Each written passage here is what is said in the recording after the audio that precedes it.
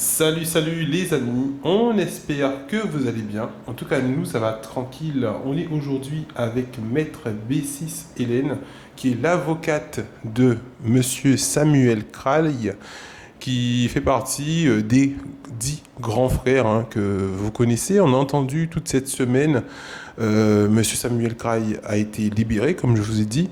Et ensuite, on a entendu aussi qu'il a été finalement mis en garde à vue, relâché et tout. On aura plus de précisions avec effectivement son avocate qui va nous expliquer ce qui s'est passé, les tenants et les aboutissants. Alors, on le remercie déjà de nous recevoir à cette heure, de nous accorder ce temps. Bonsoir, bonsoir madame. Bonsoir. Ben oui, effectivement, c'est vrai que vous avez eu des tas d'informations.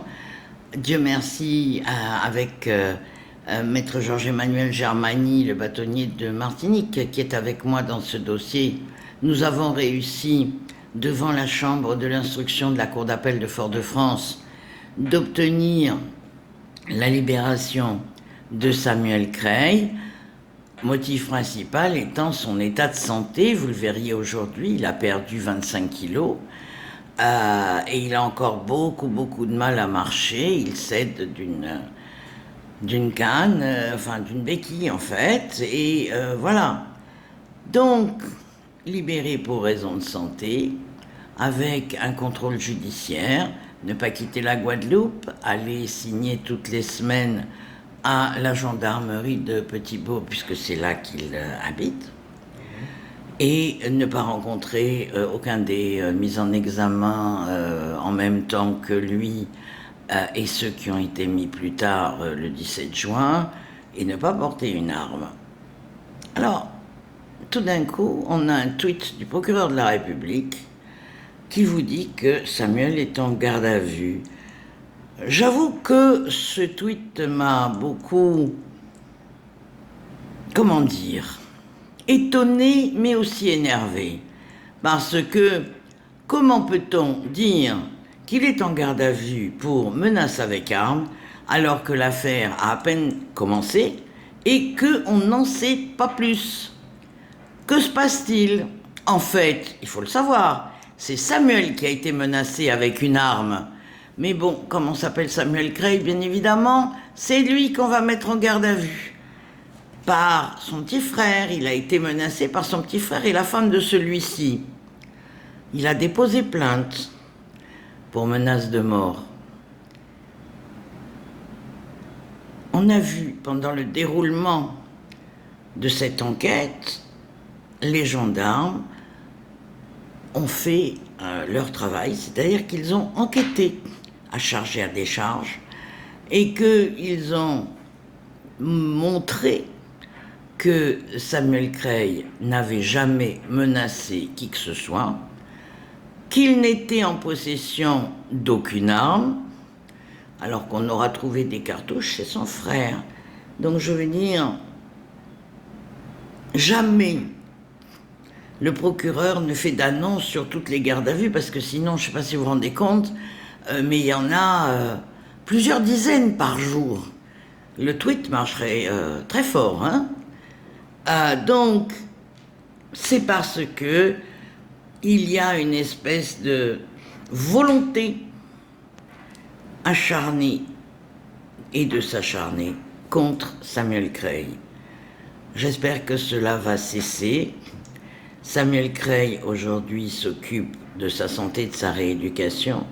Il essaye de retravailler dans son entreprise de Pontcharranger de manière à pouvoir continuer à en vivre. Je vous rappelle quand même qu'il a des enfants, une femme, et que pendant les 6 mois et demi pendant lesquels il a été incarcéré à titre de détention provisoire, je le répète, sa femme et d'autres personnes qui l'ont aidé ont fait ce qu'ils ont pu, mais c'est pas la même chose que quand le patron est là, hein, bien évidemment.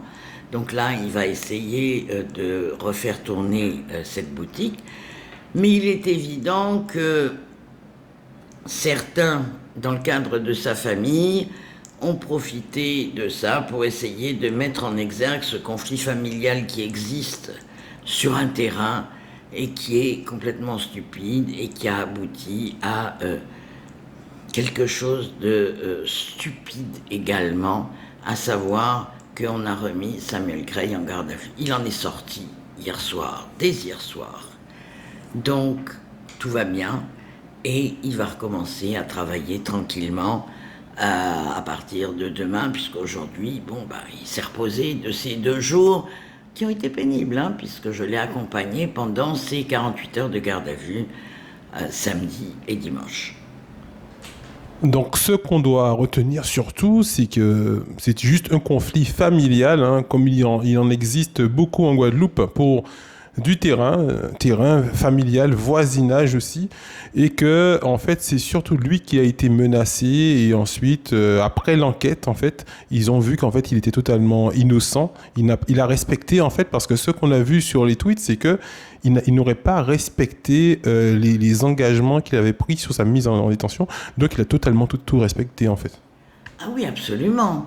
Je veux dire, le vendredi avant qu'il ne soit interpellé, il avait été signé à la gendarmerie de Petit-Bourg. Il n'a pris aucun contact. Il ne possède aucune arme. Et ça, les gendarmes l'ont vu parce qu'ils ont fait des perquisitions. Donc il n'y a pas d'arme. Il n'en possède pas. Il n'en porte pas.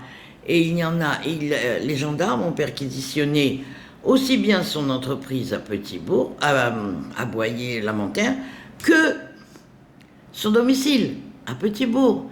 Donc, il n'y a aucun Samuel respecte tout ce qui lui a été demandé au niveau du contrôle judiciaire et sera présent à toute convocation qui lui sera faite pour être entendu dans le cadre de cette enquête des grands frères qui, je vous le rappelle, est confiée au GIRS, c'est-à-dire à la juridiction spécialisée qui est en Martinique.